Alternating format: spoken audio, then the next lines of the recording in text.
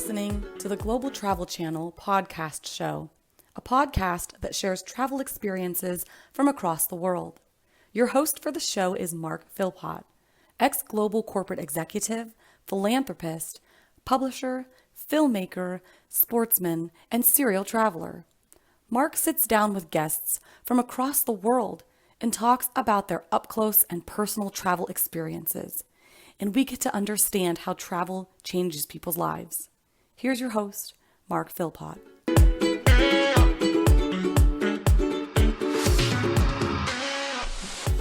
Oh yeah, it's good to be back, and thank you all very much for listening in today. My name's Mark Philpott, and this is the Global Travel Channel podcast show, as the young lady said at the beginning. And on the show, I get to talk to people from all across the world about their incredible travel experiences. We try and serve up something different every time for you. Today is no exception. We're going to go to South America. Yes, we're going to spend a lot of time. And I wonder how many facts you know about South America. Do you know how many countries are in South America? Do you know what the total population is of South America? When's the best time to go there during the year to visit? All these things and more will be answered on today's show. So let's get on over right now and meet my guest for today.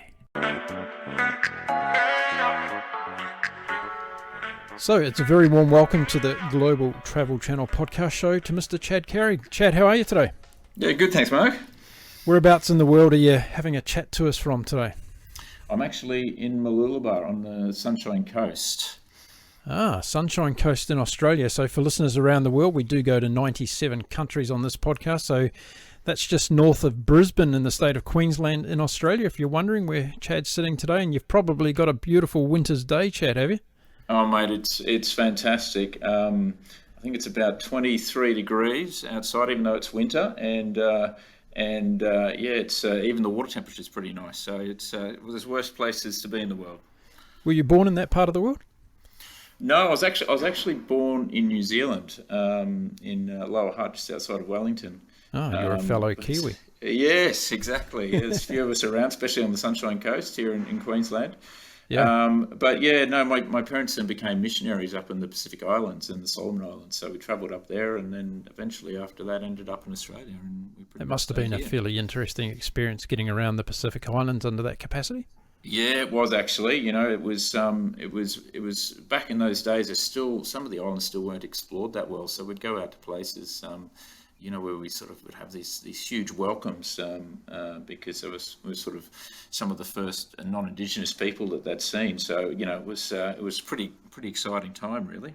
Yeah, brilliant. Okay, well, we'll get into some of that, I'm sure. Now, what I do with all of my guests on the show, and you've actually you're setting a milestone with me today, Chad, because you're the 150th guest I've had on my show. So fantastic. There you go. They will have a what's that? Double brown beer in New Zealand, is it? Do they still have that or what?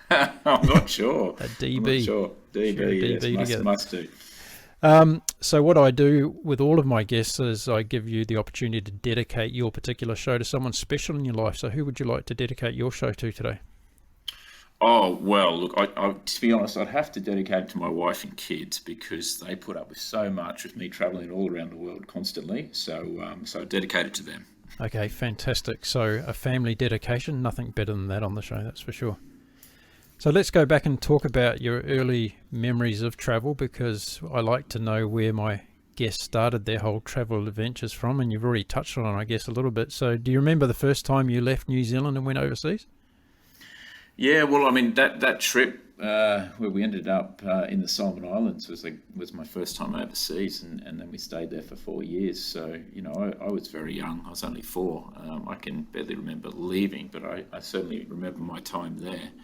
And it was just an adventure the whole time we were there. And I was actually just having a conversation with my parents on the weekend that I blame them entirely for my wanderlust because, they set us up with that sort of childhood. So what chance did I have? How old were you when you went over to the Solomons? So I was 4 when we left there. We were there for 4 years. So I was 8 when we left. Right. So by the time you got to 8, I guess you were starting to, being able to relate to stuff there and connect, although when you left New Zealand you were too young to probably remember too much about New Zealand. So Solomons was probably your first impression of the world, was it, in terms of being able to relate to stuff? Yeah, it was. It definitely was, and but it wasn't like a traditional education.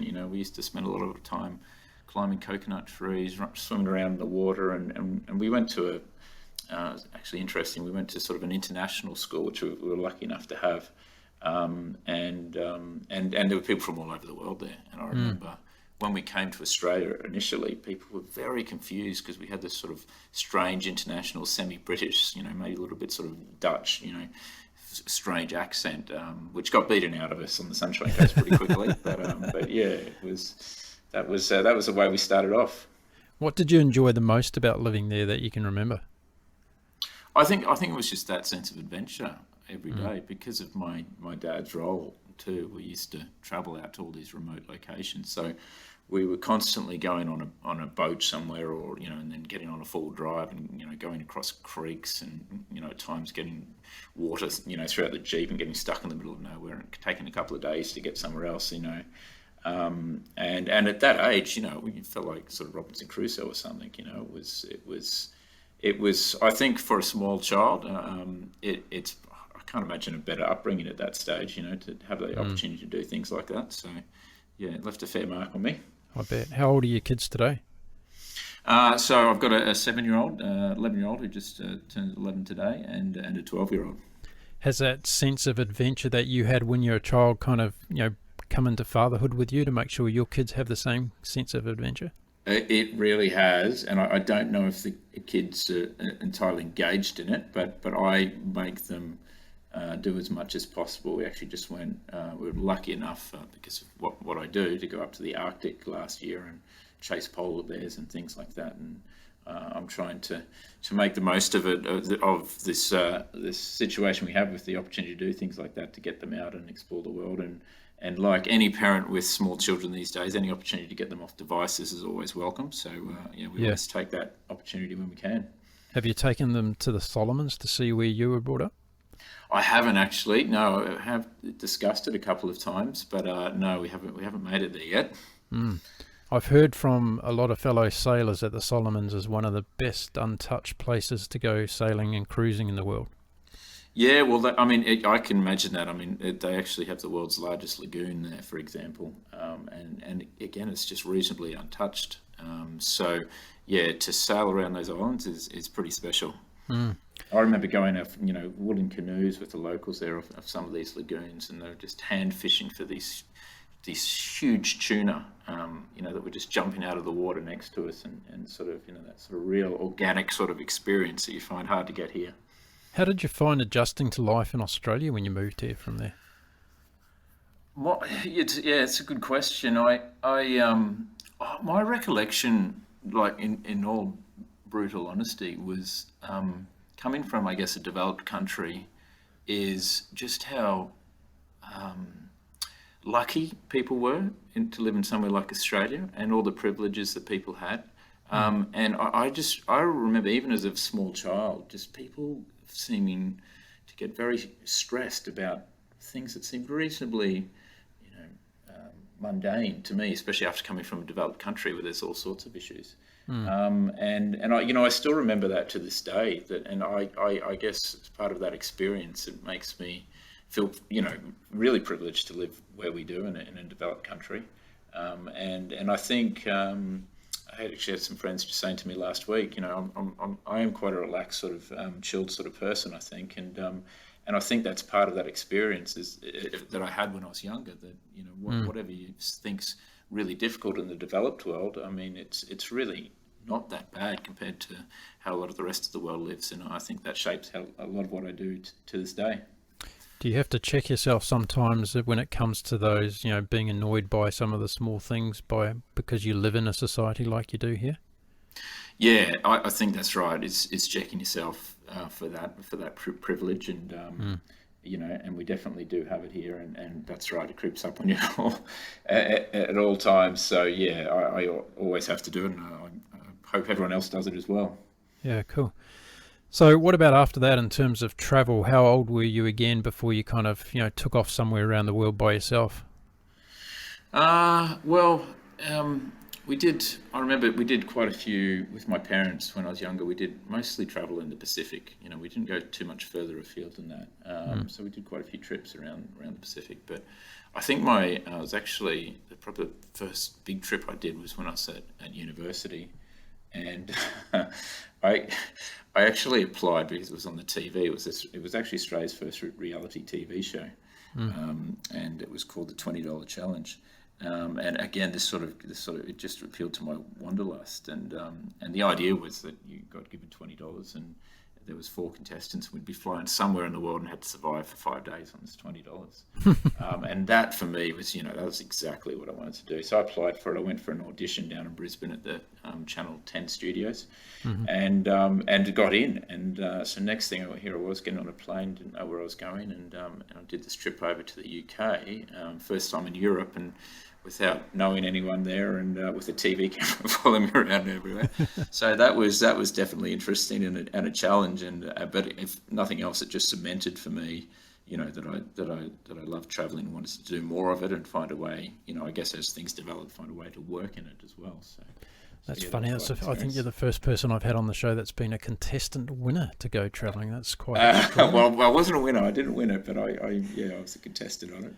So tell us the tricks. How did you survive on $20? Was it 20 Australian dollars? Was it? Yes, it was. Yeah, didn't go a long way in the UK, then, did it? It was only about 10 quid then, so it didn't go very far. But it's actually reasonably simple when you've got a cameraman behind you, and you can go into a pub and say, look, you want to give me a free meal, and you'll be on TV in Australia, a bit of promotion, and But it wasn't just sort of surviving. It was. I remember my first night, it was actually quite hard to find accommodation because we had other tasks as well that we had to do. I had to try and meet somebody famous, and I remember running into Leighton Hewitt in Piccadilly Circus just randomly. I thought, it's great, I've done my task, and then my cameraman had an issue with his tape and his camera and lost the whole recording, and they said, no, you've got to go find somebody else again now. And so there's all these challenges, but yeah, it was great fun.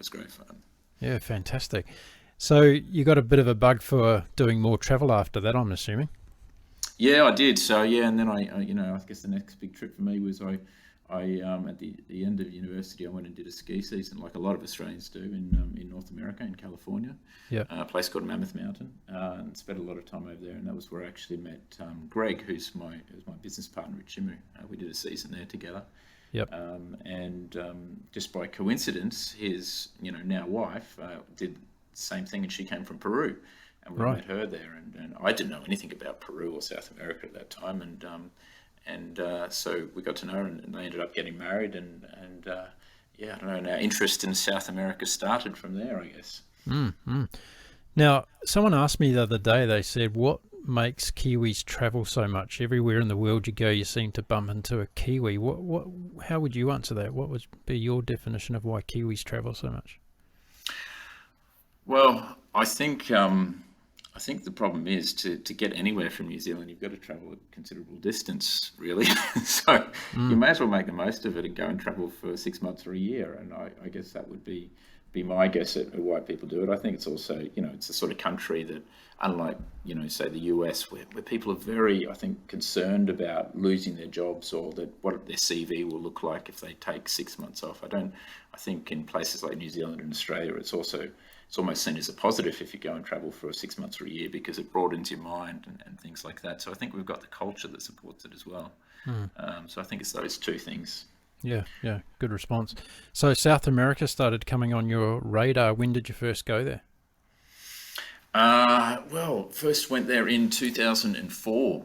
So by this point, I'd actually been living in London for 4 years, and this is where Greg and I got together again and came up with the idea.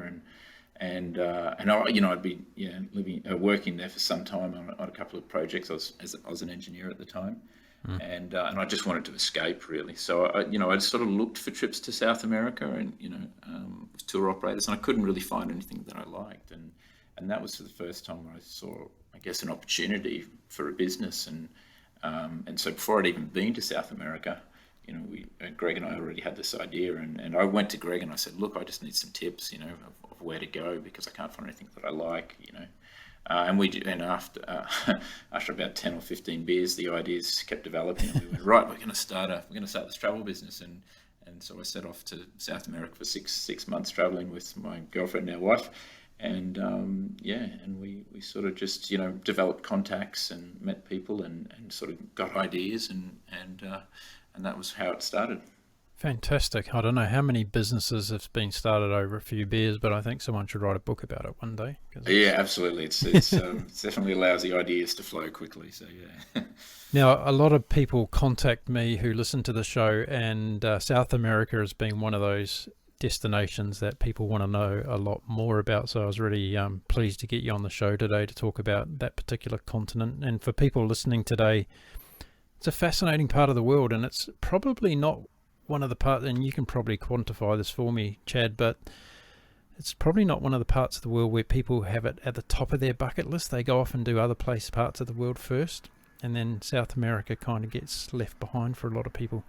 It's got a combined population of about 430 million people across 12 sovereign states, and it has the Falklands and Georgian Islands, which make up 14 entities in total. Brazil's the most populous with over 200 million plus people. And an interesting bit of trivia I came across, Chad, I don't know whether you know this one, but the largest city in South America is Sao Paulo with 21 million people. But the interesting fact about that is that they jammed 21 million people into 7,000 square kilometres, whereas Sydney in Australia is spread over 12,000 kilometres and only has 5 million. So if you've ever been to Sao Paulo, you'll know exactly what I'm talking about, because it's a crazy city, that place. Yes, it definitely has some crazy sort of urban densities, which a lot of cities do in South America. I mean, it's sort of designed a little bit like Europe in many ways as well. So, Yeah. So yeah, no, it's a huge place. And when you think of, Brazil, for example, is about the same size as Australia, as a landmass, and I think people don't, we quite often have people coming to us and saying, I want to do a 1 week trip around, South America. So you can't. Would you try and do a 1 week trip around Australia? And consider it's considerably bigger than that. So yeah. So yeah, it's a scale. But I don't know why it's not. As you say, it's not the most popular tourist destination. It only makes up about 1% of departures out of Australia, passenger numbers. And I think that used to be the case many years ago because it was so expensive to fly there. Yeah. But I think it is steadily increasing, and that's probably because these days you can fly to places like Santiago for a similar price than it costs to, say, get to LA, which it never used to be the case, and it's a similar length flight. So I think that is increasing it, but I think there is still, even though I don't consider it to be a dangerous continent generally, there's definitely a few hot spots, like Rio de Janeiro can be dangerous in parts for sure. Yeah. But generally the continent I find quite safe, but I think there's still that public perception out there that it is a little bit dangerous. Well, let's get into some of the details about South America. And the first thing I really wanted to know, 2004, you went there for the first time, and you've obviously been going there a lot since then. You've set up a business around taking people and getting people to South America. What attracts you so much to South America over the years? I think the main thing for me is it's a sort of place where you can have a reasonably organic travel experience. And I don't mean that in disrespect to other locations, but, I find it hard, for me personally, if you go to Europe, for example, and you're on a cookie cutter trip on a bus and you go from this spot to this spot and you see thousands of other people doing it. And, it feels like a commodity to me. And look, there are elements of that anywhere, I guess, and even in places like Machu Picchu, it's a little bit like that. It'd be unfair to say that it isn't. But I think in South America as a whole, you can still get around. You can still have those organic experiences. You can still get to little pokey hotels that are just a little bit off the map. And I love that element of surprise, I guess, and adventure. And I think that's a great thing. It's not so much of a commodity over there. It's a real experience. So I've always thought there's two types of travellers, the ones that love to go to the well-beaten paths and the ones that want to get off the pathway. And would you consider South America to be the second one there, the alternative? Yeah, I think so, definitely. But I think that's somewhat true of people that want to do one or the other. But I think the thing I notice is that I think as people get older, they maybe get a little bit more adventurous, because quite often, like, a lot of our clients are in their 50s and 60s, and quite often their motivation for going to South America is because they've done Europe, they've done Asia, they've done North America, and and they want to try something different. And then quite often they've had friends that have been there and said, no, it's actually quite safe. So, I do see that happens, that people do switch over and sort of like put themselves out of their depth a little bit to go over there. But definitely the younger years, there's sort of those different travellers, Yeah, okay. When would you say is the best time of the year to visit South America? Well, I guess it comes back to it being such a large continent, and there's so many different climates. I think places like Patagonia, in the south of, this is Argentina and Chile at the bottom of South America. You really have to do in the southern hemisphere summer, which is northern hemisphere winter. Because it's too cold, in the winter months down there. So if you want to go to Patagonia, and there's some amazing hikes and treks down there, then you have to do that. If you go to places like Machu Picchu, it's not about hot and cold, it's more about wet and dry seasons. So the middle of the dry season, it really goes from about May to September or so, the best months. And then when you get into the Amazon rainforest, you've got wet and dry seasons as well, which is not necessarily a better time to go in the wet or the dry season. You've just got different things. The river's sort of overflowing in the wet season, and in the dry season it's a little creek almost, and in some places there's whole towns that are built on stilts, but in the dry season you can walk underneath all the houses and things like that. So it's just a different experience. So So really, depending on, and we're going to get into some potential itinerary options, but I guess in terms of people that are wanting to go to specific parts of South America, they'd need to really build it around what you've just said in terms of those climatical considerations. You don't want to be in Patagonia in the middle of winter, for instance. No, exactly. You don't. And I think that's it. I think for people wanting to go to South America, there's probably two ways that are the most common for people to do it. And one way is for people to look at it as one trip, which quite often, people want to do that. And that might be because of budget restraints, or just because of their age and they don't see that there's a possibility to get back there again. But to even just see the highlights, you're going to need really at least a month, and even then you're going to be flying around a lot, and it's going to be quite rushed. So my recommendation is to look at it as 2 or 3 trips. And to do that in packages. So, for example, Patagonia in itself would be a trip I would suggest. And then maybe Peru and Ecuador is a separate trip. Brazil's a separate trip again. And in that way, you can sort of really get under the skin of each location and see it in a little bit more detail. Sometimes it can be hard for travellers to get their head around that in terms of, going back to a continent to see different things over and over again. And I guess we've been spoiled when we go to Europe because you can see so much in a period of time. But we're talking about vast distances in South America, aren't we, really, from one end to the other, and also considering that climatical consideration again, which is quite different because, that equatorial part of the continent is quite sticky and warm all the time, isn't it? Yeah, well, that's right. And well, not all of it is actually, because a lot of it's in the Andes and the mountains, so it can be quite cold even on the equator there. But it is, it's quite. The climate is quite stable, I guess, around the equator, or at least portions of it. I mean, that's for in Ecuador they grow the majority of the world's roses because they can grow it there all year round, right in the Andes there, because the climate's pretty much the same all year round. So yeah, but it is. There's just such a wide variance in terms of the climate. So yeah, it's really hard to say this is the right time to go. Yeah, is it a family destination, South America? Is it a good place to take a family? Absolutely. I think, there's certain places I probably wouldn't take my kids. We were due to go to the Galapagos in a couple of months, but obviously that's not going to happen with coronavirus. Places like the Galapagos have got to be one of the best wildlife places you can take your kids. The interaction with all the animals there is sort of second to none. I mean, you've got wildlife safaris in Africa, but the wildlife there is a little bit more hostile to children. So you have that sort of experience is pretty amazing. And then places like Patagonia too. There's some amazing lodges down there that are that are great for families as well, and allow you to get out and do a lot of hiking and things like that, but also keep them entertained.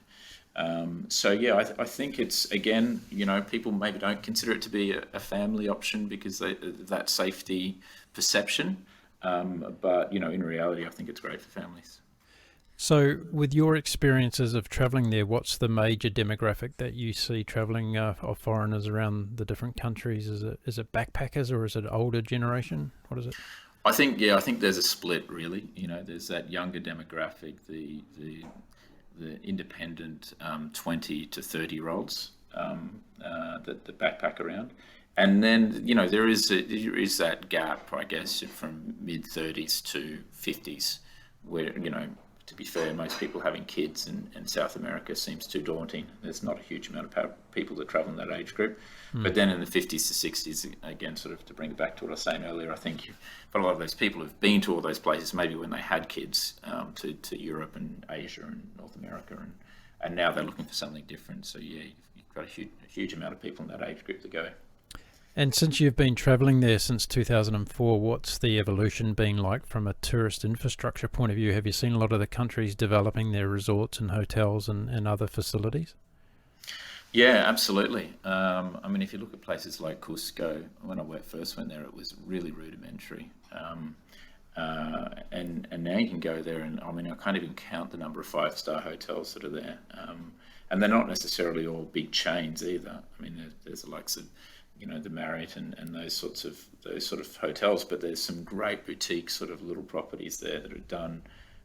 I love hotels in Australia and the developed world, but I tell you, some of the great hotels in South America I'd much rather stay at. Just the sort of detail they have, the service they have is really second to none. What are some of the things that stand out for you in terms of those hotel facilities? Bringing back to Cusco again, they've sort of got that amazing Incan heritage there. And they do it so well. They've got a lot of the foundations and even the walls of the buildings are still Incan. Right. So they can stay in a room, and we've actually got our own little hotel there in Cusco, called Wakapunku, and in our sort of main suite there, the one wall is Incan. Is an Incan wall, and you can stay there in the bedroom with that Incan wall behind you. But it's all the little touches they put around the place to sort of give it that really unique sort of feel. And not just in Cusco and places like in Patagonia, and especially in Chilean Patagonia, some of the lodges they have there, I think second to none. They're possibly the most sophisticated lodges that I've seen. The food's unbelievable. Yep. And they somehow managed to design these buildings with these infinity pools that look out over mountains, and every room has this beautiful view of the mountains, and then you just walk out the door and you're basically in the wilderness, and there's treks going everywhere. So it's really been really, really well planned. Excellent. I guess in terms of when we're looking at South America as a travel destination, a lot of the regular tourist spots are either on the west coast or the east coast, but there are some phenomenal places inland as well. What are some of your recommendations as far as inland travel within South America that are must-dos? Yeah, I think it's a little bit different for everybody, but for me, I love Bolivia, which is right in the center of the continent, really, sort of the heart of South America, and it gets overlooked. It's a little underdeveloped compared to, say, Peru, which is one of its neighbors. And Peru gets a lot of attention. It does have, the likes of Machu Picchu and, sort of quite famous destinations that attract people. But Bolivia, I think it's, again, for me, it's a more organic experience. You've got people there. A lot of the population don't even speak Spanish, for example. They still speak Quechua, which is the Incan language. And you can explore. You get up into the Altiplano, which is this amazing plain at a really high altitude, and you go through places like the salt flats of Uyuni, which these endless sort of white salt flats. Sorry, excuse me. And one of my favorite places in all of South America is this island. They call it Fish Island in the middle of the salt flats, and you can go to the island. They have these giant cacti which don't grow anywhere else, not even around the salt flats and other islands or on the periphery of it. and they're 12 meters high, and you got on this little island. All you can see is this white salt, as far as the eye can see, and the odd sort of mountain popping up on the horizon. And it's like you're on a different planet. And then you get on a full drive, and you drive for a few more hours, and then there's volcanoes, and then there's these pink lakes with flamingos, and then you go around the corner, the next lake's this sort of emerald green, and it really is almost like being on a different planet. So I love it in the Altiplano. It's quite amazing. Incredible. Do you think that are there some countries within South America that have done a better job in promoting themselves as tourist destinations that come to mind? Yeah, I mean, well, yes. Back to Peru, for example, they've done an exceptional job, and they've invested the money. Even Ecuador's done quite a good job, and Chile as well. And places like Costa Rica and Central America have done an amazing job to make it sort of a adventure destination almost. So yeah, there's definitely that case. Places like Brazil haven't done such a good job, I don't think. I mean, for me, I was amazed when the Brazil Olympics was on. I mean, I just think back to the Sydney Olympics and that opportunity, and how Australia seemed to take it relatively well. All the footage constantly coming out that was just sweeping views of the Opera House or Uluru or some other destination, and when Brazil had the Olympics, they just missed that opportunity. They didn't seem to show off their country, which was a real shame, for us, but for Brazil as well. So it's amazing how diverse that is across the different countries. So going back to when you started your travel business, what was the motivation to choose South America versus other destinations around the world? I think sort of, as I was touching on earlier, it was more the fact that, we thought we could create something a little bit more unique, and it was still malleable in terms of what you can do there. Whereas, as I think places like Australia, developed countries, Europe, North America, that cookie cutter tour was sort of set there, and there didn't seem to be a lot of diversity outside of that. And South America, sort of, especially when we started, it seemed like the world was our oyster. We could really do what we wanted to, and show it off to people in a different way to what was out there before. Yeah. And that slowly changed. It's sort of it's become a bigger industry in South America in the last 15 years. But it's still got that feel. It's still a small destination compared to other parts of the world. Okay, so for my listeners today who are sitting here going, wow, this all sounds fantastic, where do I go first? What would be your recommendation? As you said, you need to have 2 or 3 trips to go there to really see it all. Where would you suggest people really start to tip their toes into South America, so to speak? Well, I think that the simple answer to that is really probably Peru and Ecuador is a great sample, and that's because you've got so many things to see in such a small area. I mean, Peru in itself, you could easily do a 3-week trip there and not be bored at any point. And it's really not a large country geographically.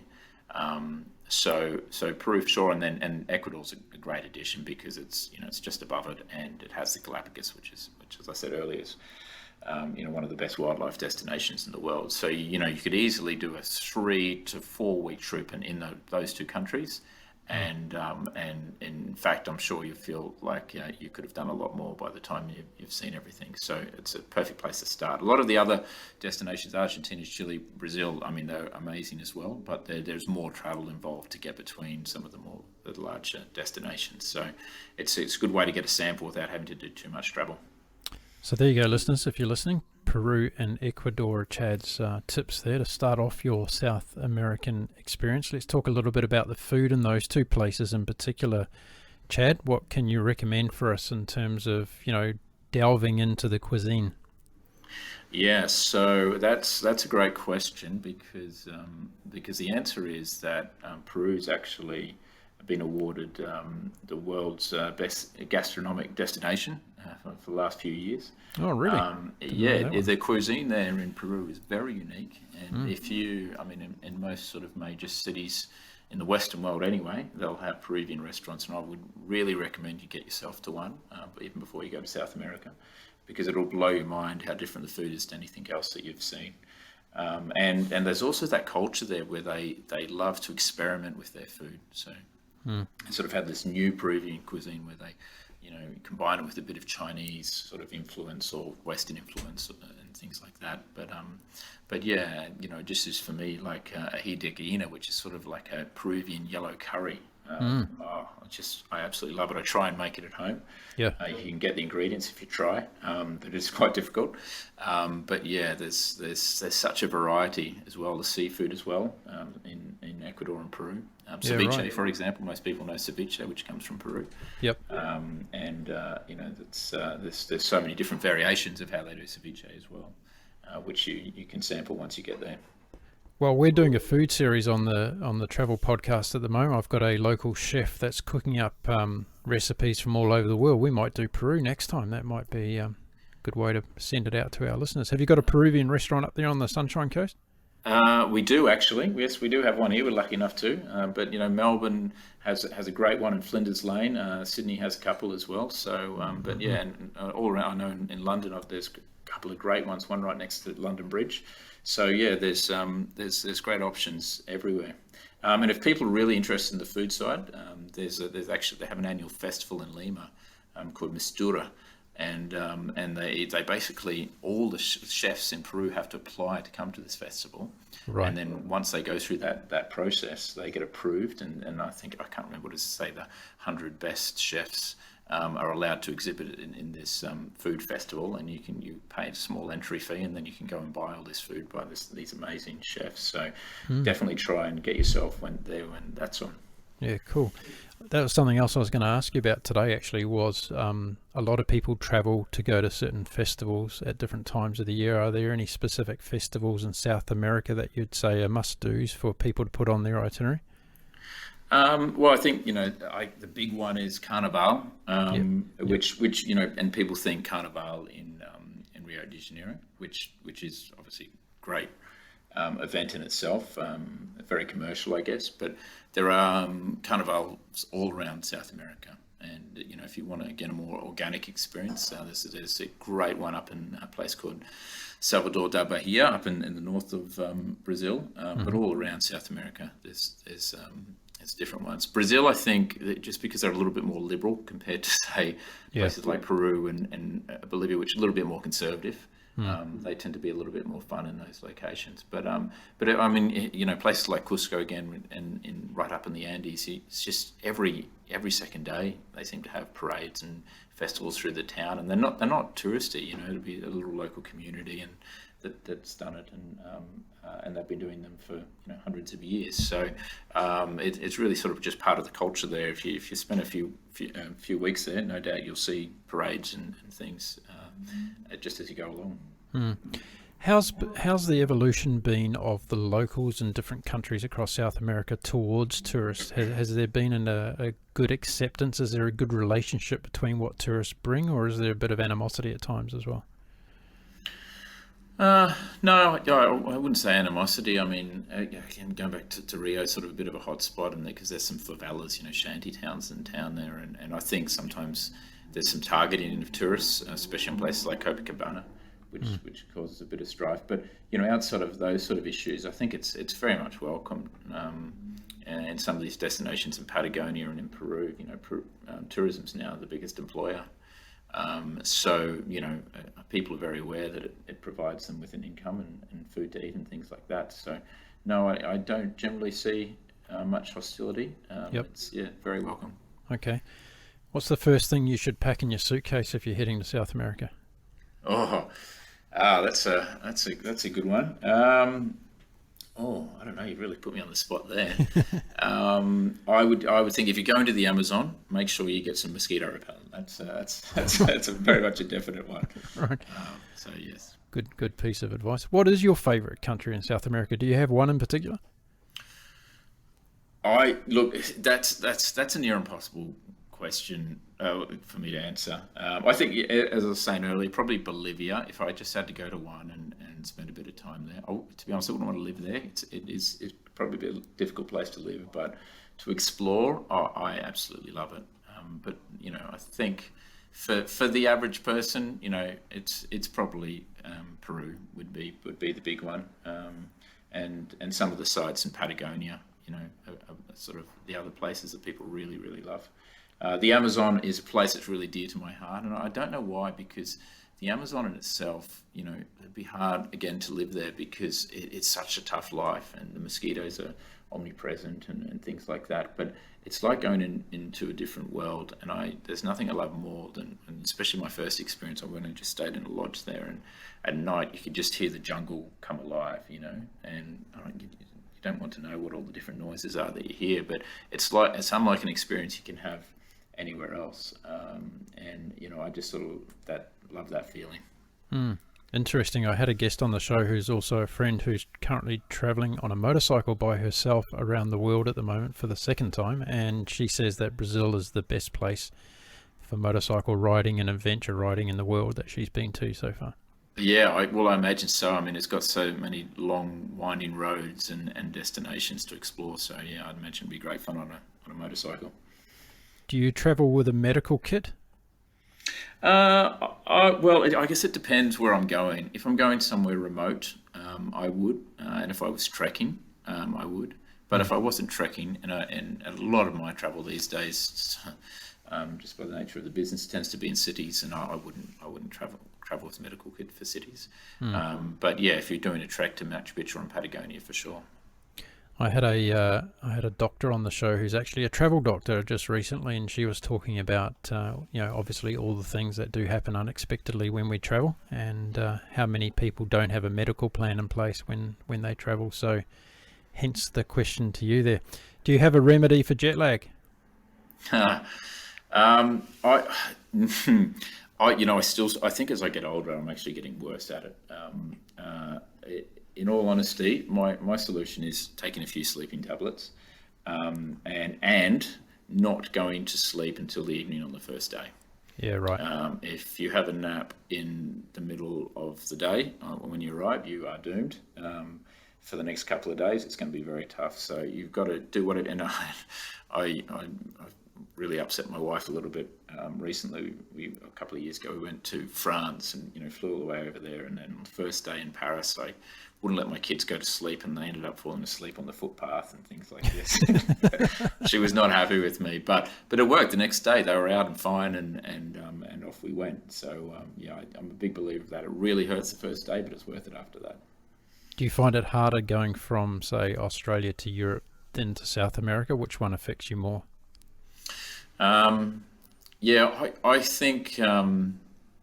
think I find it, I know people got theories of east or west and things like that. I find it's more coming home is the hardest, because you come home back to normality, and that makes it harder.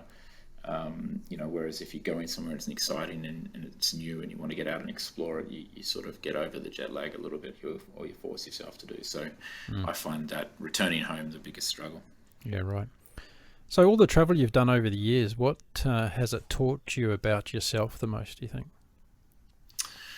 I think, it's about becoming more open-minded, isn't it? For me, it is anyway. You sort of, everyone has their little prejudices over time, and it's great to have them broken down as you go to different locations, and find what you think about a place isn't necessarily what it is, and people are all the same wherever you go in the world, and I've found that quite liberating over the years to sort of have my mind open as I travel. Do you think there's a lot of misconceptions around what places are deemed to be like before you actually get there, and you find them to be completely different or very different?